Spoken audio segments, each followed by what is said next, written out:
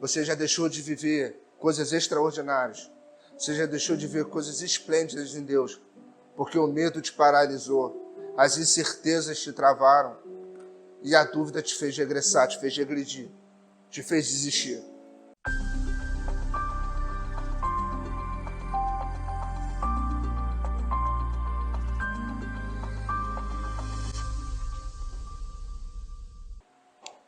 Deus, ele é perfeito no que ele faz.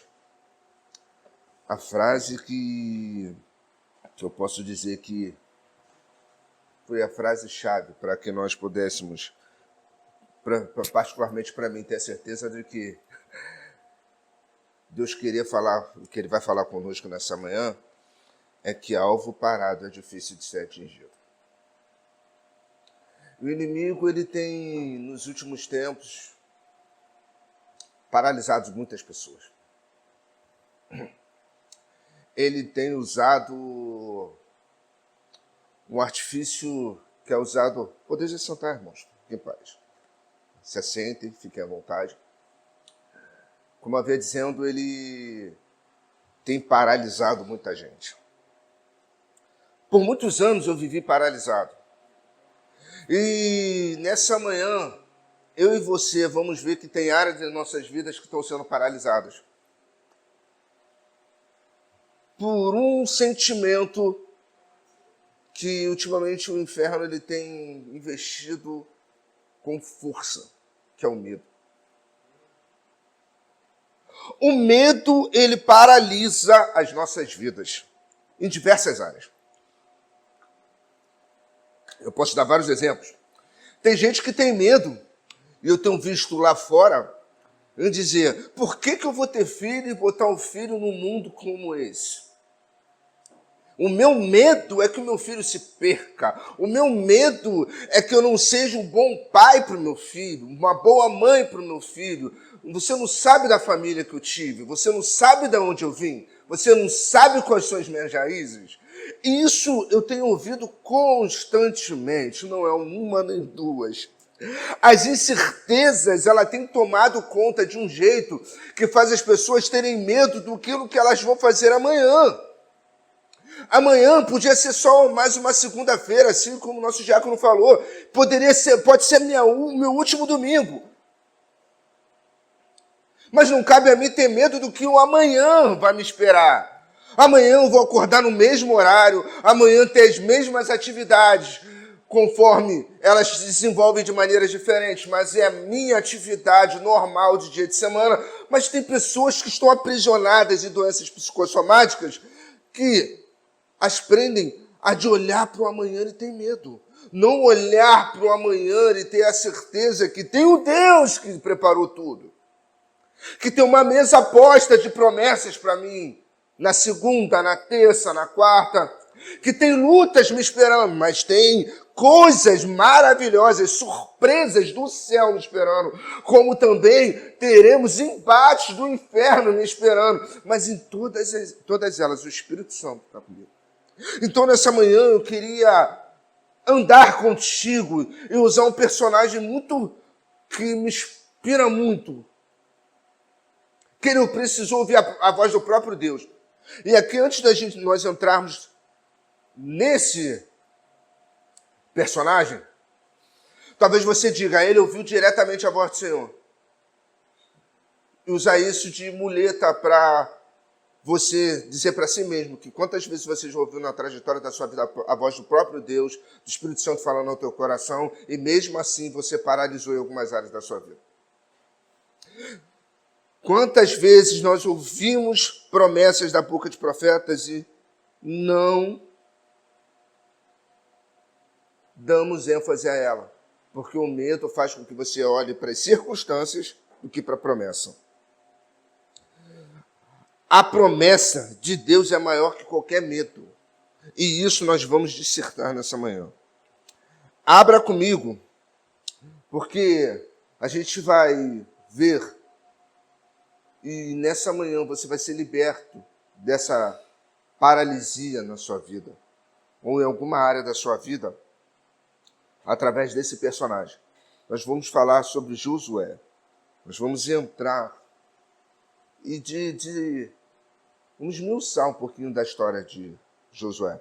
Abra comigo Números, versículo 13, a partir do versículo 30.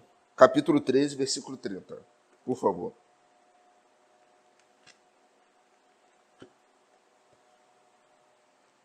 A minha versão diz assim: Então Calebe fez calar o povo perante Moisés e disse: Eia, subamos e possuamos a terra, porque certamente prevaleceremos contra ela. Porém, os homens com ele tinham subido disseram: Não podemos subir contra aquele povo, porque é mais forte do que nós. E diante dos filhos de Israel, infamaram a terra que haviam espiado, dizendo: A terra pelo meio do qual passamos a espiar é terra que devora os seus moradores. E todo o povo que vimos nela são homens de grandes estaturas, ou gigantes. Também vimos ali gigantes, filhos de Anak, que são descendentes de gigantes. E éramos nós, como nossos próprios olhos, como gafanhotos. E assim também éramos aos olhos dele. Aqui, vocês bem conhecem a Bíblia, conhecem a história. Moisés separou alguns príncipes do povo para espiarem a terra prometida. Uma terra da qual o Senhor falou que manava o quê? Leite e mel. Então Moisés pediu: espiamos a terra, vamos montar um plano de ação. Vem aqui vocês são os caras novos, os príncipes, referências de cada tribo. Eu quero que vocês olhem a terra, me tragam o feedback, me tragam o relatório. E quando eles foram enviados, a maioria voltou com o relatório contaminado, negativo, cheio de medo. E aqui eu separo algumas coisas. Eles viram gigantes e somos como gafanhotos diante dele. E o medo, e essa notícia fez com que o povo de Israel duvidasse. 2 homens que estavam com eles viraram e falaram: Eia, o Deus que abriu o mar vermelho, o Deus que fez tantas coisas, a gente vai prevalecer contra eles. Nós vamos prevalecer. Nós vamos vencer. Não, nós não podemos temer. Mas o povo, ele ouviu com mais facilidade e aceitou mais as negativas do que as palavras de ânimo. Pergunto eu para você: quantas pessoas você conhece que absorvem com mais facilidade a negatividade do que a positividade? Quantas pessoas você vê que, se você trouxer uma notícia ruim, a absorção dela é mais fácil do que ouvir uma palavra de promessa, uma palavra de autoconfiança? Você consegue, você é forte, você vai prevalecer, você vai fazer. Não. Vou falar, o negócio está difícil. Vindo da onde a gente veio, de comunidade, de família difícil, e querer sentar numa cadeira de juiz para ser juiz, para ser desembargador, ou para ser um ministro do STF, está precisando de ministro bom. Em nome de Jesus teremos. Você vai querer ser aquilo, você vai querer ser isso. É verdade. Será? Poxa, isso não vamos acontecer. E aqui eu quero abrir um parêntese. Moisés separou pessoas para espiar. Esses homens tiveram a oportunidade de fazer com que encorajar o povo a possuir uma promessa. Eu e você temos por responsabilidade motivarmos pessoas. Se somos servos de Deus, imbuídos de promessas, cheios de palavras de fé, nós temos como responsabilidade incentivar pessoas. E Quantas vezes eu vejo gente desanimando pessoas? Não é a minha responsabilidade como líder local dessa igreja, não é responsabilidade do nosso pastor só, é minha e sua, de todos nós que levantamos a mão e fala assim: eu confio, eu acredito, eu entrego a vida, minha vida ao Deus que tudo pode fazer. Nada é impossível para Ele. Você canta isso, você declara, você declama, mas na hora das atitudes você não faz. Cuidado com o que você fala, cuidado como você motiva, cuidado com como você passa as informações. Não contamine as informações. Aquilo que Deus te dá, não contamine.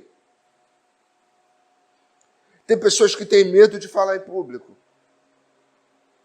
Eu vejo você incentivar com palavras de fé, você fala: irmão, porque abre a tua boca que Ele enche.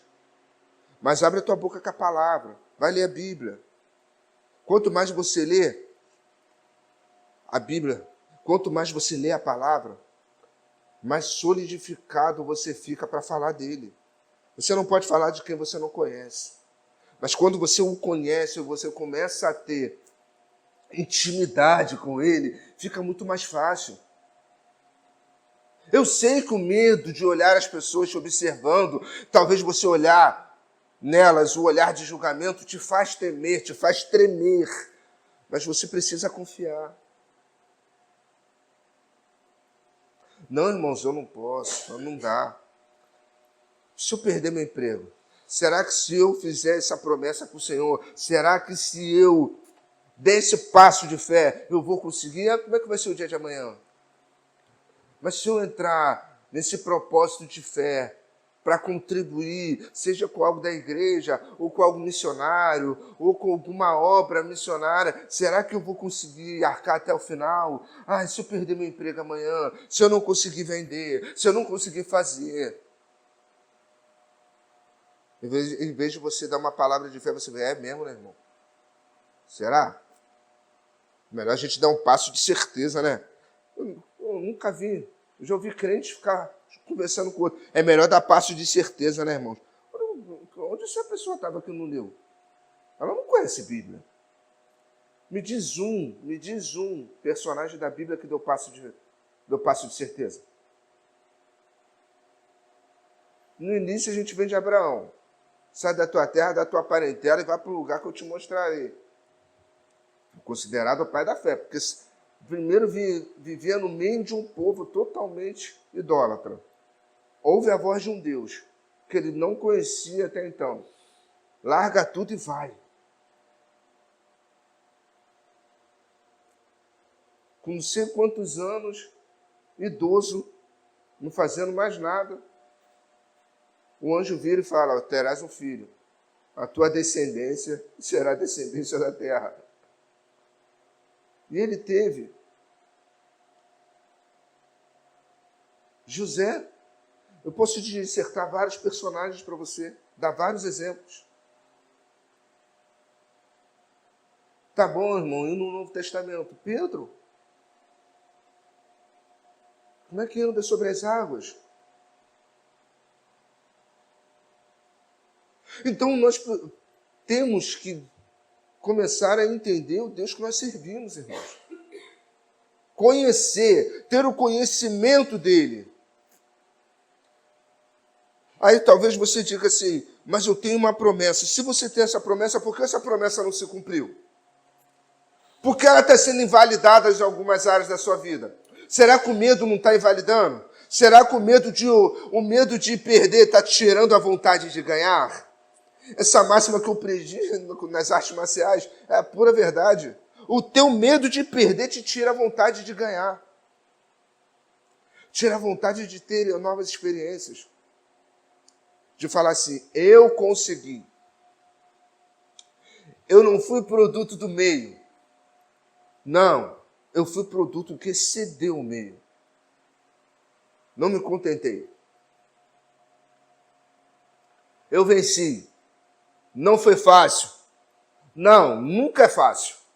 Mas eu te encorajo a pegar o impossível e colocar no bolso chamado fé. Porque aí você vai começar a entender que ondas, circunstâncias, mar bravio, prisão, nada é impossível para aquele que crê. Nada é impossível para o Deus que eu sirvo. E Caleb e Josué entenderam isso. Ei, peraí. Como é que vocês vão duvidar de um Deus que faz coluna de fogo, que manda maná do céu com todos os nutrientes que nós precisamos, que faz nós andarmos no deserto e não se desgastar os chinelos dos pés? Imagina você tá andando e tá vendo o chinelo crescendo junto com o pé do teu filho. A roupa crescia junto com a criança, irmão. Não tinha lugar para costurar, não. Não tinha roupa nova, não. Talvez até tenha aquela máxima do pobre, né? A roupa passa de um irmão para o outro. Mas a roupa crescia junto com a criança. Quem tinha um filho só? Tinha trocar com quem? Ou seja, eles entendiam, dentro da fé, da visão de fé deles, que o Deus que fazia essas coisas extraordinárias falharia com eles a respeito de gigantes. A minha pergunta: quantas circunstâncias você tem apequenado o teu Deus? E quantas situações da vida você pequenou Deus ao olhar para a circunstância? Esquecendo da sua caminhada de fé, esquecendo da caminhada da qual Deus já fez tantas coisas pela tua vida. Aonde eu e você estaríamos se não fosse a mão dele? Se não fossem os milagres, se não fossem as promessas? Aonde eu e você estaríamos? João 4, 1 João 4,18 vai dizer que o verdadeiro amor lança fora todo medo. Em algumas traduções vai dizer que ele expulsa o medo. Qual é o amor que você tem sentido para o Deus que você serve? Porque se o medo ele tem tomado algumas áreas da sua vida, deixa eu te contar um segredo. O teu amor está pequeno. Não está tendo amor. Não está tendo amor. Porque o verdadeiro amor, ele lança fora o medo. E te faz confiar nas promessas. O conhecimento, irmão, da verdade. Quando você conhecereis a verdade vos libertará. O conhecimento da verdade mantém seu coração seguro. O conhecimento da promessa mantém o seu coração em paz em meio às tribulações e circunstâncias. Eu vou repetir para você entender que o conhecimento da verdade mantém o teu coração seguro. Mantém, ele fica tranquilo. Mas o conhecimento das promessas mantém teu coração em paz. E você não olha para as circunstâncias, você não olha para o que está acontecendo. Você vai adiante, você permanece. Mas está tudo desabando. Talvez alguém chegue e fale assim: está morto, morreu! Já fazem 3 dias que de morto. É só para que seja manifesta a glória de Deus. Não tem mais jeito. Quanto mais você ora, mais ele se afunda na droga, mais ele se afunda na bebida, mais ele não consegue sair dessa situação. Está tudo desabando. A tua família está indo em ruínas. Eu creio. O Deus que me fez a promessa vai cumprir.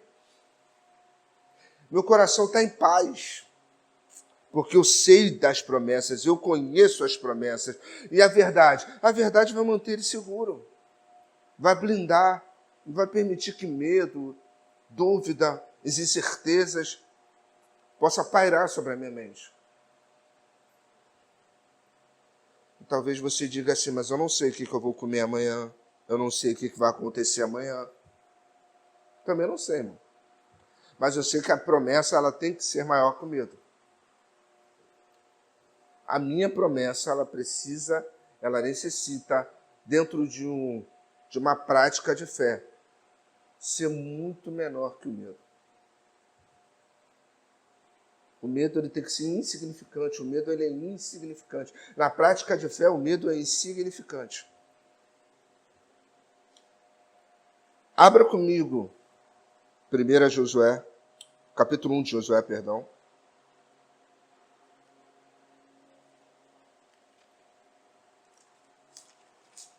Só o versículo 9. Capítulo 1 de Josué. Versículo 9. Assim que Moisés morre, Deus vem falar a Josué: não te mandei eu, ser forte e corajoso. Não temas, nem te espantes, porque o Senhor teu Deus é contigo por onde quer que andares. Por que vocês acham que o Senhor viu a necessidade de falar isso com Josué? Irmãos, o povo era difícil. E Josué viu, ele acompanhou. Ele era o ajudador de Moisés. Ele acompanhou a jornada árdua, a paciência que Moisés tinha, o pastoreio que ele exercia com respeito ao povo. Mas mesmo assim, a promessa que ele tinha, que ele conseguiria dar continuidade àquilo que Moisés começou, aquilo ainda pesava sobre Josué. Então o Senhor veio falar com ele. E foi o suficiente. Essa promessa foi o suficiente para que Josué vencesse o medo e guiasse o povo rumo à terra prometida. Deus não prometeu a Josué ausência de luta, ausência de adversidade. E nem que o povo melhoraria, irmãos. Apesar que Deus teve que morrer todo mundo, né? Teve que ter uma safra nova. Porque essa safra que duvidou, não consegue. Aqui eu te peço, toma muito cuidado quando você ouve uma promessa e duvida dela. Você talvez não veja o cumprimento dela. Porque você duvidou no teu coração, você duvidou na sua mente. Eu, quando eu tinha 7 anos de idade, eu passei a ir para a igreja. Igreja congregacional. Uma denominação que ela é muito... ela tem suas particularidades. Mas é uma igreja que eu amo. Foi ali que eu cresci e conheci Jesus. E na época, o meu pai, muito envolvido com samba, eu era apaixonado por percussão. Mas eu ia para a igreja. E na igreja, a minha tia levava a gente para a igreja, os sobrinhos. Aquela guerra de criança de comunidade. Aquele alvoroço, a gente chegava numa igreja que não podia nem falar, não podia falar alto. Tinha sua liturgia. E a gente foi aprender aula de música, de piano, de canto, introdução ao piano. E eu vivi uma incongruência. Domingo eu estava na igreja, mas sábado antes eu estava no ensaio da escola de samba do meu pai. Que o meu pai era um dos diretores. E ficava aquilo na minha mente. E minha tia falava para o meu pai, que era irmã dele, não leva esses meninos para ele, deixa eles irem para a igreja. Não, meus filhos têm que ir no samba, eles têm que dar continuidade ao meu legado. E ficava assim, congruência. Até que um certo dia, no domingo de manhã, indo para a escola dominical, eu lembro, voltando de uma escola dominical, na verdade, isso é muito fresco na minha mente. Talvez você foi com 7 anos, você lembra? Lembro. Eu voltando, existia uma senhora na comunidade que eu cresci, que ela era, depois de uma tia minha, ela era uma das segundas mais respeitadas como mãe de santo daquele lugar. E eu tinha uma tia-avó também que era muito respeitada na época, também dessa área. A minha família fazia muito parte dessa área.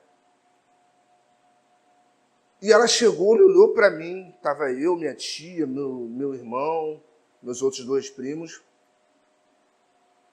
E ela chegou, olhou para mim e falou assim, ó, descendo, com o turbante na cabeça, tenho que falar alguma coisa com você. Aí falou com a minha tia, ela conhecia a minha tia desde criança, a minha tia parou, preciso falar um negócio.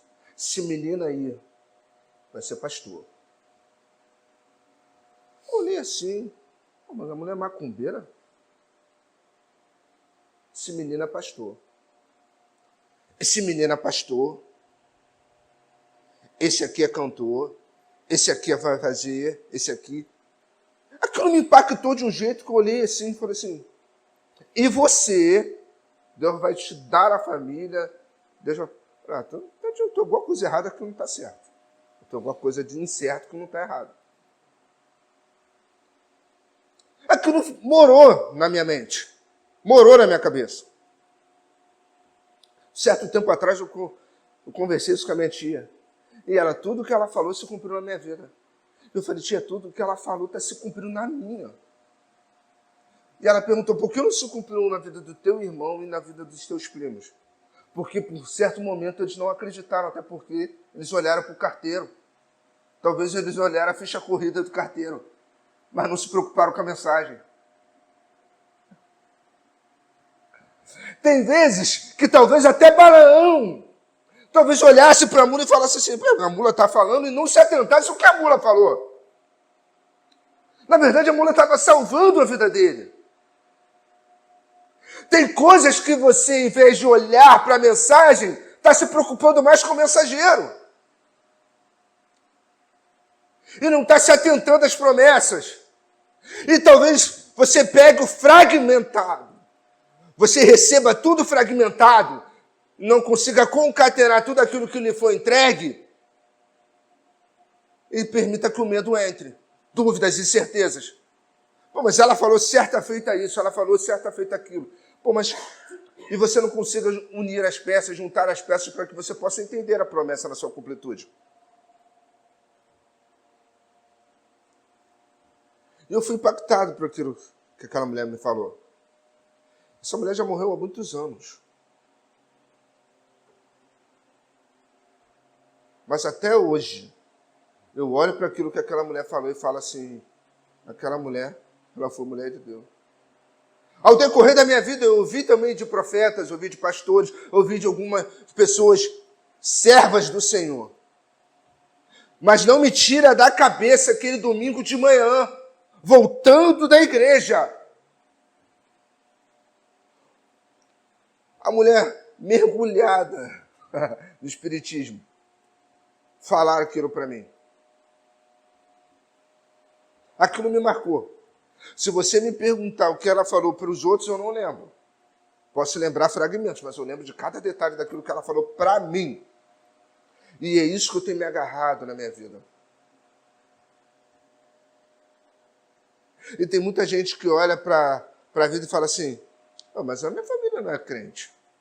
Eu não tenho raízes pastorais, eu não tenho linhagem. Uma vez eu fui entregar para uma avó, falei, a partir desse menino, o Senhor vai começar uma linhagem de pastores. Mas nele? Começa nele. Deus vai começar em algum lugar. Deus vai começar algo dentro da tua família, dentro da tua casa, de alguém, de algum lugar. O que basta você, eu como pai, você como mãe, nós incentivarmos, nós olharmos para o nosso filho e começar a profetizar.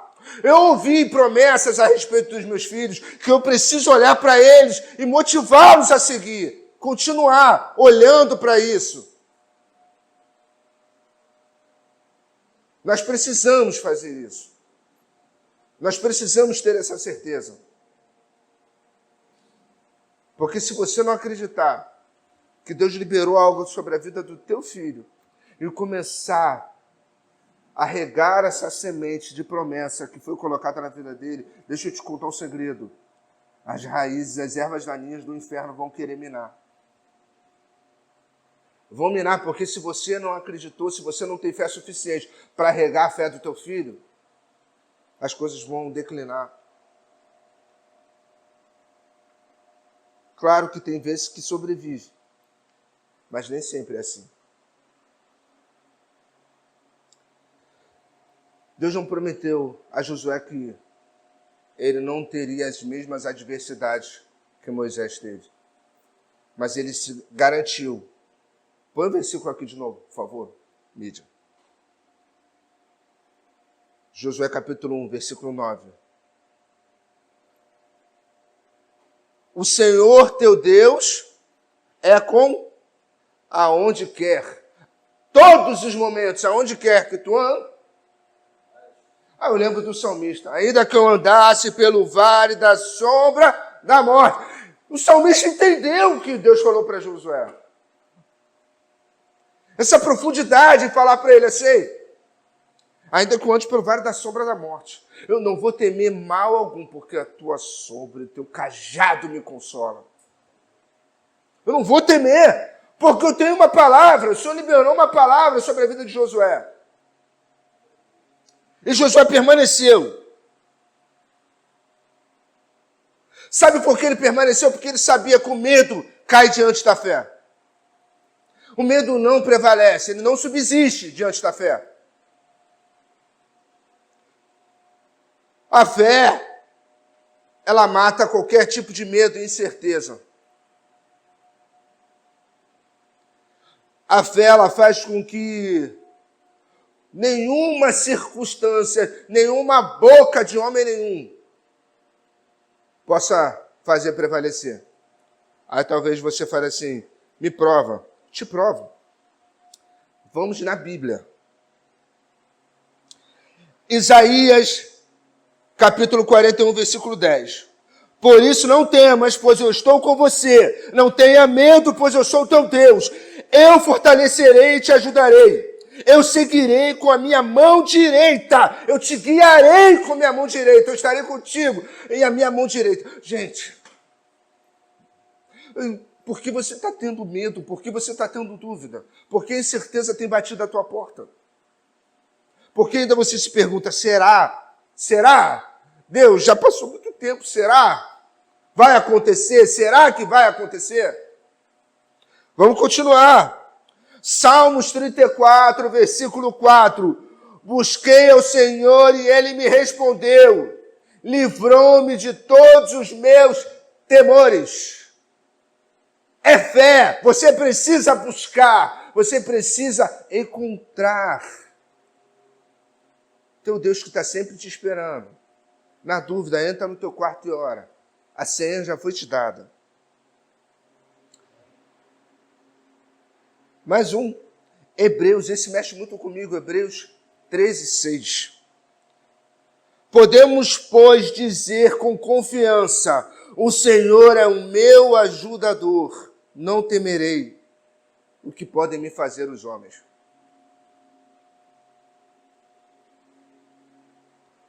Então, por que você está temendo? A fulano, a ciclano, por que você está temendo aquilo que você vai comer amanhã? Você precisa ler o Sermão do Monte. Jesus, ele pergunta, por que se preocupeis com o que é a vez de comer, com o que é a vez de vestir? E ele faz analogia, e ele faz uns contrapontos extraordinários. Jesus queria eu estar no lugar daqueles que estavam naquele momento ouvindo isso. As aves do céu não trabalham, fazem nada, tem passarinho que fica cantando o dia todo, mas não falta comida. Talvez você fale assim, mas eu sou ser humano, maior injustiça, né? Tem que trabalhar para comer, né? Agradeça a Adão. Isso aí foi ele. Mas quando Jesus fala isso, ele fala com aqueles que dizem que têm fé, mas duvidam da fé que dizem que tem. Ele diz que tem fé, mas ele duvida da própria fé que ele tem. Quantas pessoas você não conhece assim? Eu sou filho de Deus. O filho que não confia no pai. Dado que o pai nunca lhe deu provas ou nunca deixou algum resquício para que ele duvide dele. Porque todas as vezes que o pai supostamente falhou, não foi falhas do pai, foi falhas do próprio filho. Então deixa eu falar para você que está aí do outro lado, para você que está aqui nessa manhã. Talvez você culpou a Deus por coisas que você sabe que foi culpa sua. Se a promessa não cumpriu nessa equação, o que falta é o teu, não o de Deus. Porque o Deus que eu e você servimos, ele depois que ele libera a palavra, ela não volta atrás. Ele é um Deus que quando ele fala, haja, ouve. Que quando ele dá a ordem, já se cumpre, já está pronto. Se foi liberada uma palavra, uma promessa, já está pronto. Você ainda não teve acesso porque você tem errado o caminho. Você tem falhado nas suas situações. E mais fácil você culpar pessoas, terceirizar essa culpa, do que assumi-las. Quer dizer, a culpa é minha, fui eu errei. Eu negligenciei, eu peguei atalhos. Eu quis fazer do meu jeito, eu quis fazer na força do meu braço. Eu pensei. Certo momento, alguém me perguntou, tem certeza? É isso mesmo que você quer? Ah, eu tenho. Ah, filho tem. Isso é especialidade de filho. Para falar com o pai e mãe. O pai pergunta, tem certeza? Tenho, mãe. Tenho. Tem certeza? Tenho. Me ouve, cuidado. Eu sempre tive medo da minha mãe perguntar assim um dia para mim, tem certeza, meu filho?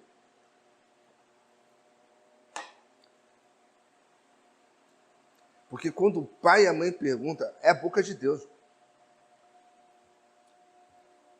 99% das vezes que pergunta com respeito a certas coisas, que vai falar assim, tem certeza? Não pode tremer, irmão. Tem alguma coisa certa que está deserrado ou deserrado que está certo. É bem assim.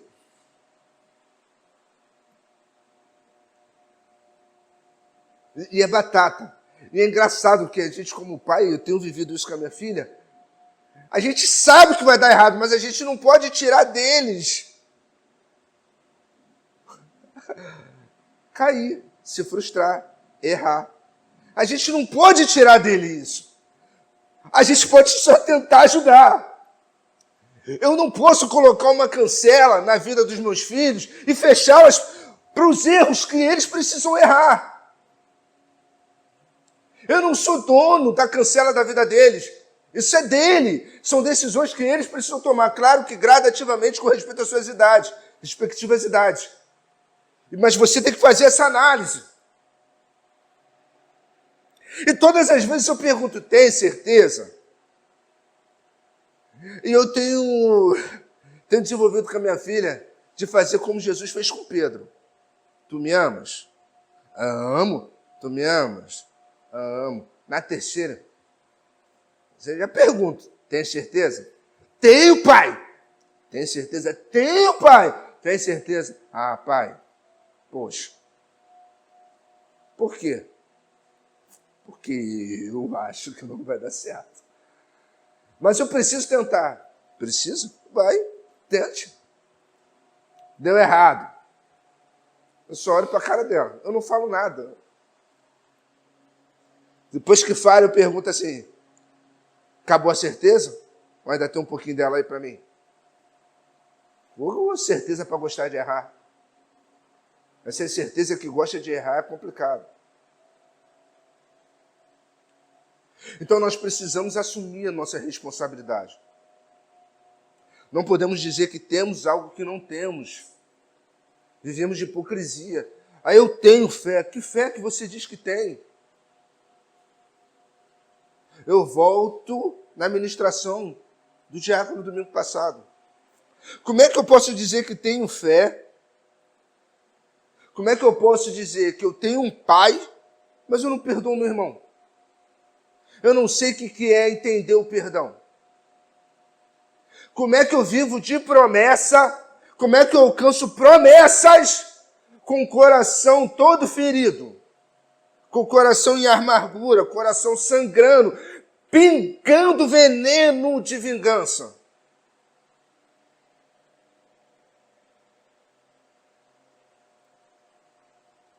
Eu estava escrevendo uma canção e é difícil falar de cruz. E eu comecei a escrever, o Senhor me deu uma inspiração e eu escrevi uma frase que mexe comigo até hoje. Foi sangue de justiça pingando salvação. O sangue dele era sangue de justiça, por mim e por você, pingando salvação.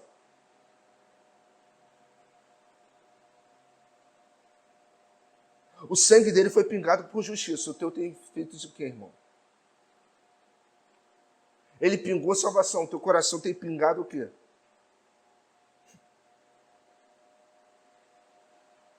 Talvez você diga, mas o que isso tem a ver com medo? Muita coisa. Muita coisa. Porque pessoas que vivem frustradas são pessoas que, com certeza, na sua maioria, está com o coração envenenado, está com o perdão mal curado. Tem pessoas, e teve um pastor que ele falou isso para mim, e ele falou a verdade, tem pessoas que é mais fácil dela te dar dinheiro do que te dar perdão. Como é que é? Sim. Sim. Você pode pegar o mais avarento, falha com ele e peça para ele perdão. Ele não te libera o perdão, libera dinheiro, mas ele não te libera o perdão. Seja o mais avarento. São pessoas que são assim. Isso tem atrapalhado você de discernir a promessa, de desenvolver a fé.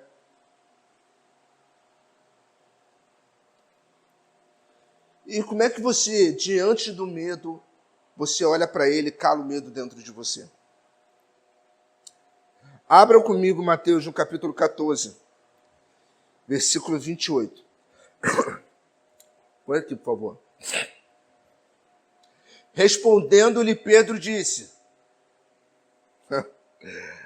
se tu és Senhor, manda-me ir ter contigo sobre as águas.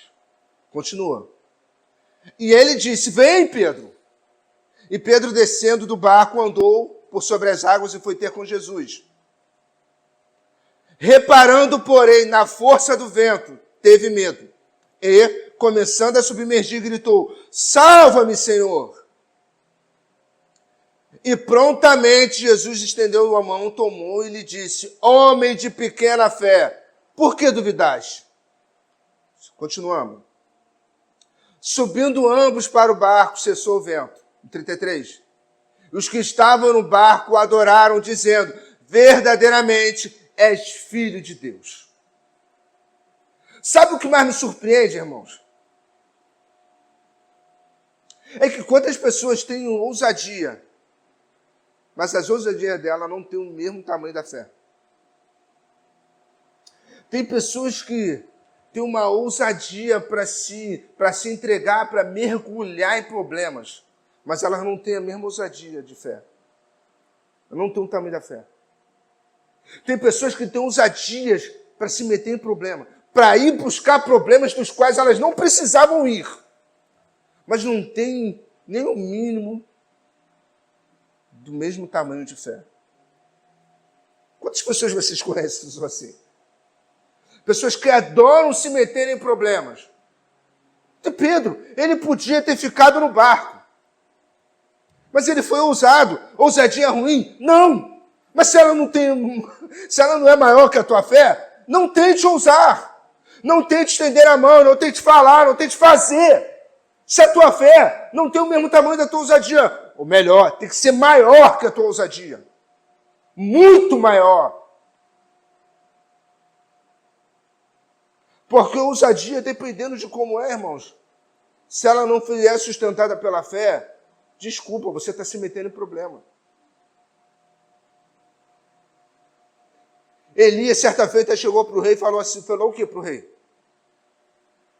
Ele não falou em nome de Deus. Ele teve ousadia, ele se meteu num problema. Acho que ele não estava bem, ele não acordou com o pé direito naquele dia. Ele não estava bem. Tá aquele dia que tu não acorda bem? Ainda bem que ele não era casado, porque aí botar a culpa na esposa. A esposa dele ter brigado, não fez a comida, não fez o café. Amém, aleluia. Deus abençoe a nossa esposa. Mas aí ele acordou naquele dia meio invocado. Oh, deixa eu falar um negócio para você. Pela minha palavra não vai chover. Irmãos, eu imagino que quando ele saiu do palácio, ele falou aquilo, na cabeça dele, em momento algum, entrou dúvida. Porque ele conhecia o Deus que ele servia. Em momento algum entrou a dúvida. A fé dele era maior que a ousadia. E ele falou, não foi em nome do Senhor, ele falou em nome dele.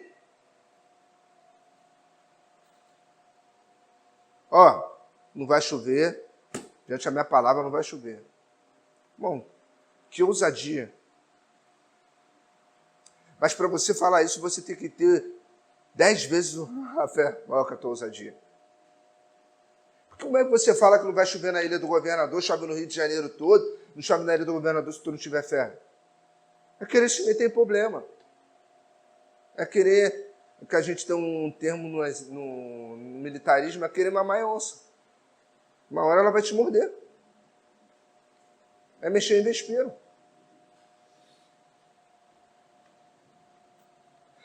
Mas Satanás tentou algo com ele. A ousadia era menor que a fé, mas teve um medo que tentou tomar. E tomou por um certo momento. A fé dele se apequenou diante do medo.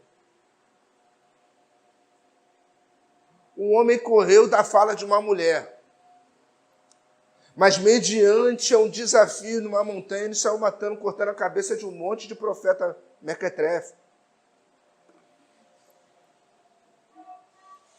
A fé dele foi fortalecida e o medo foi sucumbido diante a isso.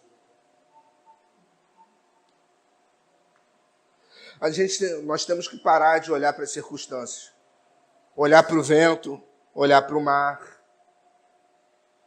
Então, se tu não tem fé para sair do barco, não saia.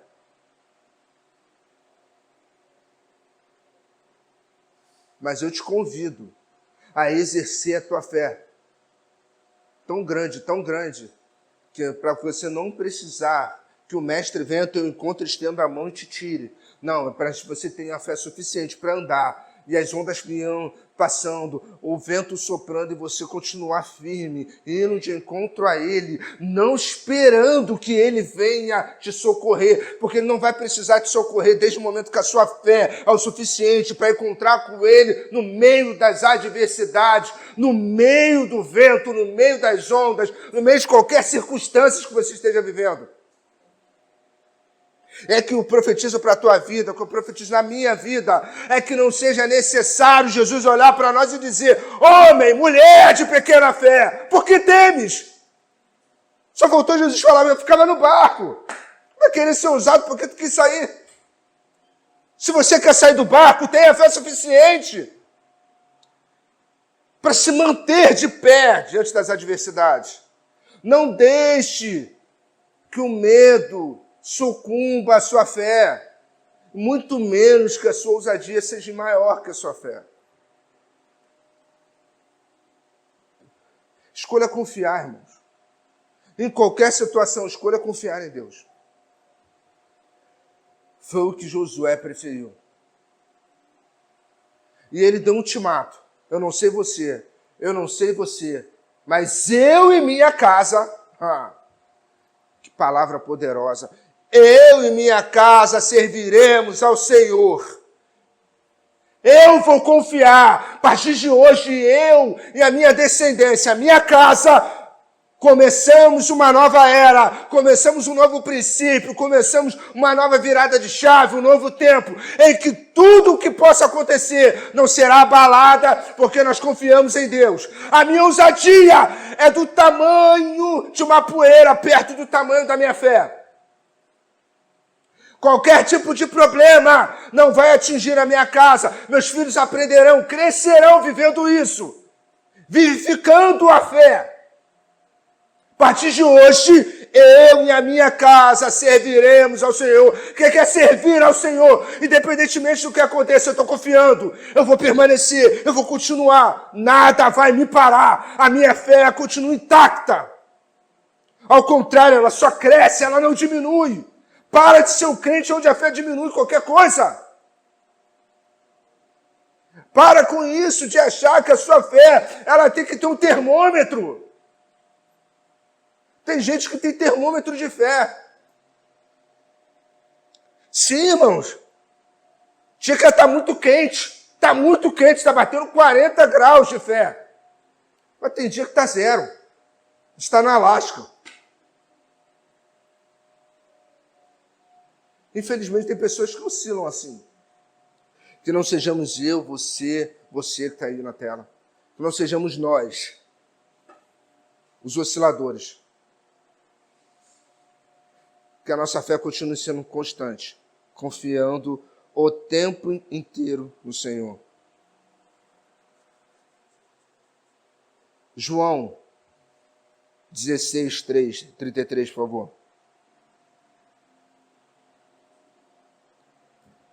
Abra para mim, por favor. Coloca aqui na tela, João 16, 33. Estas coisas vos tenho dito, para que tenhais paz em mim. No mundo passais por aflição, mas tende, porque ele já deixou um caminho preparado, porque ele venceu. Confia. Ele, em momento algum, ele diz que não vamos ter. O mundo que nós vivemos jaz no maligno. Então, passaremos por aflições. Mas tem de bom ânimo. Pare de ser termômetro, irmãos. Tem gente que é termômetro. Toda hora está oscilando, toda hora sobe, desce, sobe. Não é constante. A jornada de fé tem que ser constante. A constância na jornada só aumenta a fé. A constância na sua jornada. Que a partir de hoje, todas as áreas da sua vida que estão paralisadas pelo medo, pela incerteza, pela dúvida, vão ser destravadas agora, vão ser libertas agora. Que você possa crer que cada palavra, cada promessa liberada já está pronta. Só basta você dobrar os seus joelhos e alinhar o caminho certo com o céu. É só você alinhar todas as suas motivações da maneira correta, da maneira certa e tomando as melhores atitudes em Deus para que você possa alcançar as promessas. Não é sobre mim, não é sobre você, é sobre aquilo que nós precisamos fazer em Deus para alcançarmos tudo aquilo que Ele nos prometeu. Para que possamos ser replicadores, para que nós possamos ser multiplicadores, para que nós possamos ser pessoas que tragam outras através do relatório de fé, da vivência de fé, do testemunho de fé. Que a partir de hoje a nossa vida seja pautada em eu e minha casa serviremos ao Senhor, independentemente do que aconteça. Mas está faltando comida, eu não sei o que vai comer amanhã. Eu tenho fé, minha casa servimos ao Senhor. Está tudo em ruínas, eu e minha casa servimos ao Senhor. Mas a morte chegou, eu e minha casa serviremos ao Senhor. Deus sabe de todas as coisas, a vontade dele é soberana, ela é perfeita, ela é agradável. Eu já ensinei isso aqui na escola dominical. O que significa boa, perfeita e agradável? Está consumado. Tudo aquilo que Ele liberou para você já está pronto. Só basta você fazer a sua parte. Não deixe com medo paralise a promessa. Não deixe com medo. Tire de você as oportunidades de viver coisas extraordinárias em Deus. Não deixe. Josué, ele não permitiu que o medo o fizesse experimentar na terra que manava leite e mel. Não permitiu. Caleb foi ousado. O homem ousado. Mas a ousadia dele não tinha nem 1% do tamanho da fé dele. Ele foi ousado. Tanto quando ele veio e falou ao povo, quanto que ele virou para Josué e falou: ei, eu vou lutar. Irmão, tu tá velho, tu tá com 80 anos. Tu tinha 40, agora já são 80. Para ter aquilo que Deus me prometeu, eu não quero saber. A força é a mesma, a motivação é a mesma. Porque eu sei o Deus que eu sirvo. Eu sei que, independentemente da idade, eu vou chegar lá e vou conquistar. Mas tu tá velho. Tô velho o quê? A promessa de Deus não envelhece. Se Ele me prometeu, eu estou indo lá guerrear. Eu estou indo lá falar com eles. Eles vão ter que olhar nos meus olhos e ver o tamanho da minha fé. É assim que Deus espera de nós.